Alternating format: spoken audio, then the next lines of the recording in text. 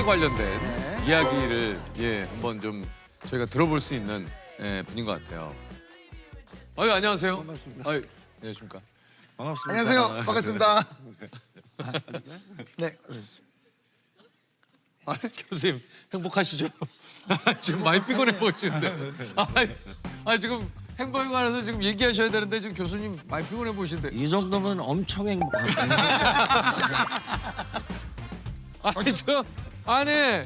지금 교수님의 행복에 대해서 저희에게 얘기를 해주셔야 되는데 교수님이 조금 약간 피곤해 보이셔가지고 이거 행복하신가 지금. 자, 일단 제가 한번 소개를 드릴게요. 우리의 행복은 어디에서 올까? 이 질문을 30년간 연구한 세계적인 행복 심리학자 서은국 교수님이십니다. 반갑습니다, 교수님. 교수님 소개를 좀 해주세요. 저는 연세대학교 심리학과에서 말씀해 주신 대로 행복이라고 하는 것을 아주 오랫동안 공부한 사람이에요. 제 첫인상 가지고는 맞추기 되게 어려우실 텐데 어쨌든 제 반평생 행복이라고 하는 주제를 가지고 공부를 했습니다. 아, 그렇습니까? 아니 이게 이제 뭔가 사실 행복을 오랫동안 연구하신다고 하면은 왠지 저희 그 선입견일 수 있어요. 뭔가 환한 미소, 긍정적인 에너지, 그리고 의상도 지금보다는 훨씬 밝은 뭔가 이런 느낌. 저희가 그려는 이미지가 있는데 교수님이 원래 재미는 반전이 있어요. 그래서 재미는 있어요. 아니 그거는 확실해. 아니 그 여러 분야 중에 행복에 이렇게 관심을 갖게 된 계기가 있으십니까, 교수님은?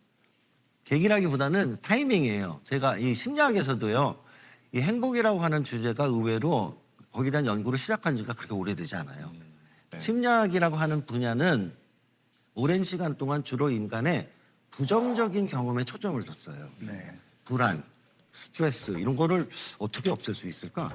심리학자들도 많은 일반인과 마찬가지로 뭔가 잘못된 가정을 가지고 있었는데 그게 뭐였냐면 행복은 별게 아니라 인간의 이런 불행한 상태가 없어지면 보너스처럼 생기는 거야. 이렇게 생각을 했어요. 근데 잠깐만요. 손을 들고 이게 지금 우리가 좀 잘못됐다라는 것을 주장하신 분이 이제 에드 디너라고 하는 분이신데 쉽게 비유를 하자면 이런 겁니다. 에어컨이 이런 더운 여름날 우리의 온도를 낮춰주고 시원하게 해주잖아요. 그런데 겨울에 추울 때 따뜻해지고 싶은데 에어컨을 끈다고 따뜻해지질 않잖아요. 에어컨이 아니라 겨울에 필요한 것은 난방기구예요. 그렇죠. 열을 올리는 것과 식히는 것은 다른 기제인데 우린 그게 같다라고 생각했어요. 그래서 행복은 걱정이 없고 불행하지 않은 것이 아니라 즐거움, 유무가 중요한 것이지 걱정이 없고 스트레스가 없는 것 이게 행복이라고 보기엔 좀 불충분해요. 그러니까 불행을 없앤다고 행복이 커지는 것이 아니고 조금 관련이 있지만 근본적인 지금 근본적인 포인트가 예. 아니다. 예. 누구나 하루하루 좀 행복하게 살고 싶어. 그냥 평범하게 행복하게. 늘상 우리가 말을 하지만 도대체 어떻게 해야 행복한 삶을 살 수 있을지 한번 교수님께 한번 여쭤보도록 하겠습니다. 저는 뭐 그런 사람마다 그 답은 다 다르다고 생각해요. 그죠. 그래서 같을 수 없죠. 그럼 핵심은 뭐냐면 우리가 주관적으로 내 개인적으로 느끼는 신체적, 정신적 즐거움의 합이에요. 내가 그걸 어디서 무엇을 하면서 느끼던 간에 이것이 자주 느끼는 사람이 행복한 사람이고 그렇지 않은 사람은 상대적으로 좀 덜 행복한 사람이죠. 행복의 조셉은 행복이 뭐라고 생각하세요? 저는 요즘에 제가 많이 스스로에게 던지는 메시지가 마음먹기 나름이라고 항상 생각을 하기 때문에 내 스스로가 행복하다고 선언을 해야 행복하다라고 저는 좀 생각을 하는 편입니다. 네. 뭐 맞는 얘기예요. 마음먹기 나름이다. 근데 마음먹기 나름인 것도 있는데 또 원론적으로 생각하면은 꼭 그렇지만은 않아요. 조세님은 이 탁자를 보고 막 지금 너무 해피하세요? 사실 이걸 보고 해피하진 않고 교수님 보고 해피해. 그건 당연한 거고 어쨌든 교수님 보고 갑자기 막 너무 신이 나가지고 저는 근데 우리가 극단적으로 얘기 좀 몰아갑시다. 행복이 마음먹기에 따라서 달라지면 난 행복해지고 싶어. 난 이 탁자 보고 행복해. 이래야 돼요. 그런데 그렇진 않지. 뇌가 탁자를 보고 시계줄을 보고 막 해피한 뇌는 고장난대요. 뇌는 그렇겠네. 무슨 뜻이냐면 예. 변별력 없이 아무 때나 감정을 느끼는 것은 또 내 마음이 마음대로 통제되는 감정을 가지고 있는 것은 감정 시스템이 고장난 거예요. 그래서 불안할 땐 불안을 해야 되고 그건 느껴야 되는 거다 내가. 심지어 우울함도 우울할 때 느껴야 느껴야 돼. 돼. 끊임없이 내가 그냥 난 행복해 한다고 행복해지는 게 아니다. 행복은 감정적인 거고 어떤 감정적인 경험은 우리의 의지 같은 것으로 탁탁 만들어지는 게 아니에요. 우리 어떤 뇌가 어떤 필요에 의해서 적절한 상황에서 적절한 감정을 만들어야 돼요. 가령 위험한 상황에서는 어떤 감정을 느껴야 될까요? 공포심을 느껴야 돼요. 그렇죠. 악어를 보면 공포심이 있어야 돼. 근데 잘못된 감정을 느끼면 악어를 봤는데 너무 귀여워. 이렇게 하면 어떻게 될까요? 왜 그런 사람이 지금 없을까요? 악어 배 안에 있어요, 다. 악어한테 잡혀먹어가지고. 다시 말하면 적절한 상황에서 감정이 딱딱 켜지는 게 중요해요. 이 감정을 주관하는 이 뇌라고 하는 친구는 우리 입장에서 보면 좀 아쉽지만 우리를 행복하게 만들어주는데 일말에 관심이 없어요. 그것을 위해서 디자인이 된 게 아니라 이런 생존과 이런 것의 확률을 높이도록 이 뇌가 돌아가요. 그러니까 마음 먹기에 따라 달아. 그러니까 내 스스로 의지를 다지고 뭔가 이 상황을 내 스스로 극복하기 위한 원동력이 될 수는 있으나 그렇죠. 그러나 그렇죠. 이것을 현실을 부정하고 그렇죠. 모든 걸 다 긍정적으로 그렇진 할 수 않아요. 있어. 그건 아닌 거 봐요. 그렇진 않아요. 이런 것이 좀 필요하다라는 얘기신 것 같아요. 행복감을 느끼는 그 개인차들이 좀 있습니까? 있죠. 아주 큽니다. 그런 게 어떤 선천적인 기질이 우선은 굉장히 중요해요. 그래서 뭐 근데 지금 행복한 사람의 개인차 이런 질문을 하셨잖아요. 네. 그랬을 때는 이런 대표적으로 나오는 특성이 외향성이라고 하는 성격 기질이 행복과 확실히 관련이 있다라는 것이 한 연구가 아니라 수백 수천 편의 논문에서 반복적으로 나와요. 외향적인 분들. 네네. 이 행복감은 언제 켜지느냐? 인간에게 제일 중요했던 자원이 등장했을 때 생존. 그거는 인간에게는 다른 사람이었거든요. 그랬을 때 사람을 만날 때 잘하고 있어 알려주기 위해서 이 전구가 켜져요. 그러면 세상에 가장 뭐랄까요? 바보 같은 질문이 뭐냐면 어떤 성격이 좋습니까예요. 왜냐하면 성격이 다 있는 거는 각자 그 성격의 특성에 쓰임새가 있어요. 상황에 따라서. 수저가 귀한 걸까요? 젓가락이 귀한 걸까요? 그러니까 두 개의 쓰임으로 보았을 때 그래서 그렇게 객관식으로 묻는 것 자체가 우문이에요.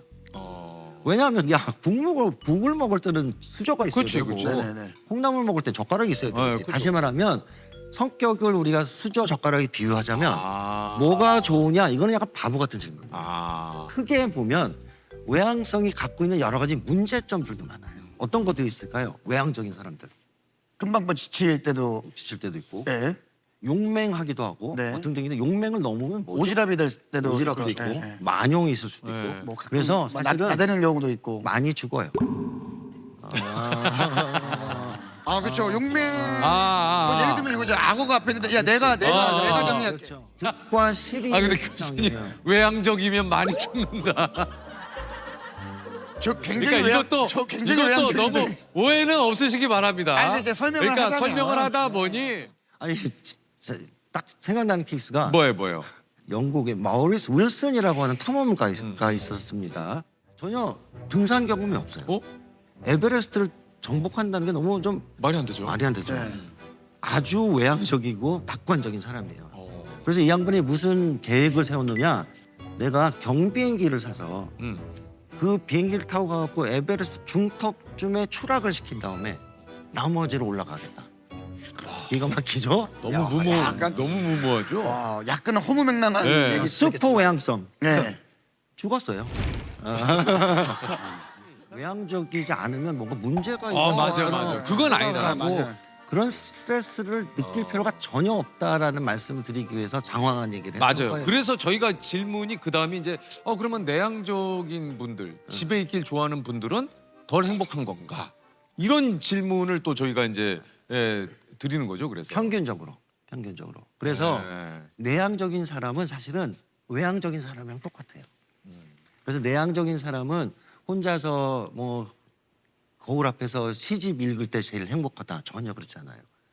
최근 연구를 보면 흥미롭게도 나 혼자 할 때 있는 즐거움이 누구와 할 때 뭔가 증가하는 폭의 정도가 내향적인 사람일수록 더 커요.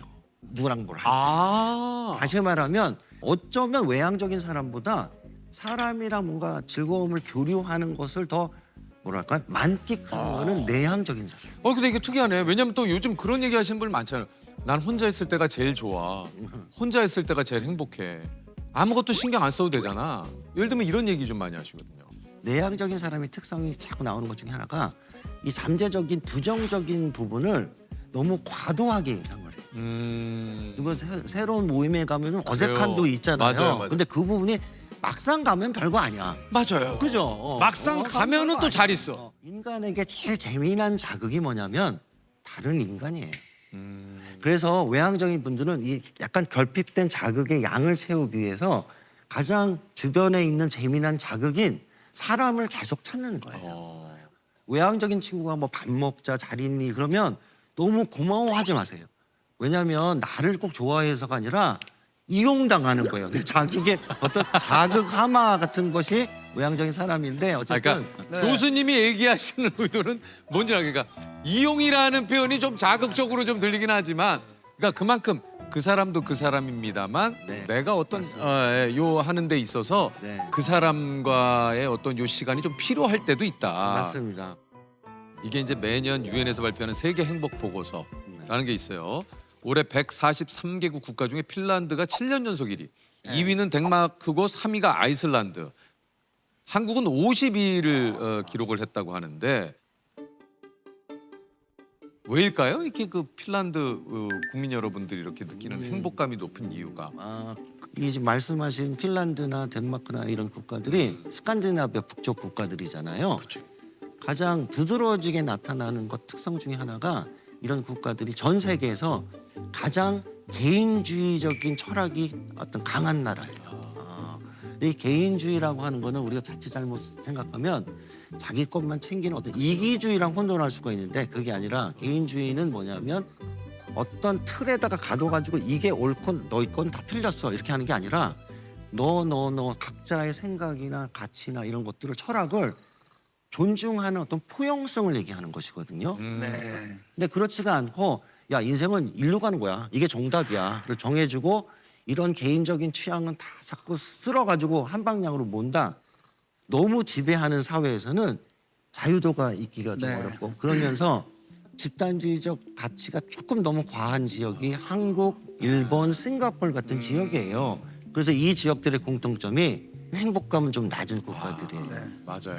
이게 그러니까 대를 위해 소를 희생한다. 맞아요. 이게 우리가 지금까지 좀 배워왔고 많이 들었던 사실 이야기들이.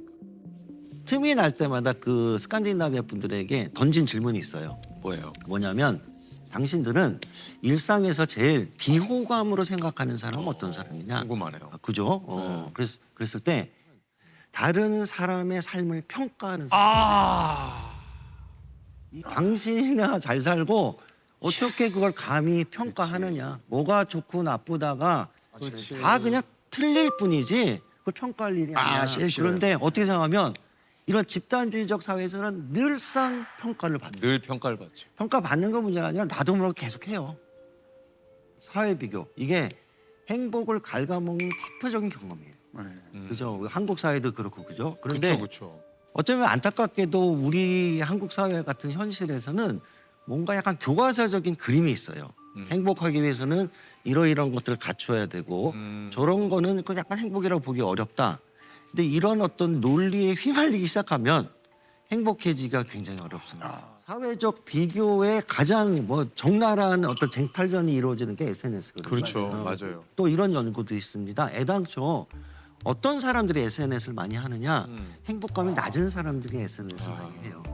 그래서 어떤 그 결핍을 몇 개 뭐 이런 걸 가지고 자꾸 채우려고 하는데 그게 나쁜 건 아닌데 그런 것에서 임시 처방일 수는 있어도 장기적으로는 권장되는 나쁜 것은 아닌 것 같아요. 네. 그렇다면 일상에서의 우리가 행복감을 좀 이렇게 높이기 위한 그러니까 방법은 좀 뭐가 있을까요? 뭐 적절한지 모르겠습니다만 생각한 비유가 행복 압정을 만약에 일상에 깔아놔야 돼요.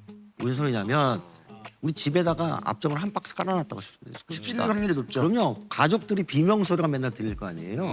그거는 비명을 지르려고 해서가 아니라 그냥 자연스러운 반응이잖아요.